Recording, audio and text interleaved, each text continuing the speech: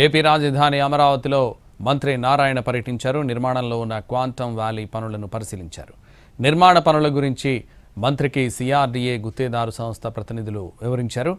పనులు దాదాపు పూర్తయ్యాయని, వచ్చే డిసెంబర్ నాటికి అందుబాటులోకి తీసుకొస్తామని మంత్రి నారాయణ తెలిపారు. యువతకు ఉద్యోగాలు, స్టార్టప్లకు ప్రోత్సాహం, ఏపీని ప్రపంచ స్థాయి క్వాంటమ్ హబ్గా తీర్చిదిద్దడమే తమ లక్ష్యమన్నారు.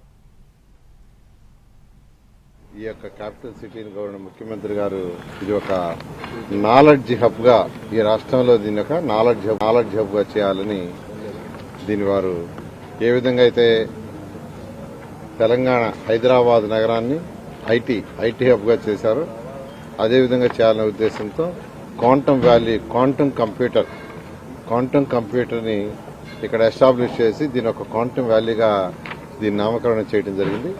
ఆ ఉద్దేశంతో ఏదైతే క్వాంటమ్ వ్యాలీ మిషన్ ని ఏర్పాటు చేయబోతున్నారో అటు ఐబీఎం వాళ్ళు, టీసీఎస్ వీళ్ళందరూ కలిసి దానికి సంబంధించి బిల్డింగు 45,216 చదరపు అడుగుల బిల్డింగ్ ఎంతో వేగవంతంగా కన్స్ట్రక్షన్ జరుగుతుంది.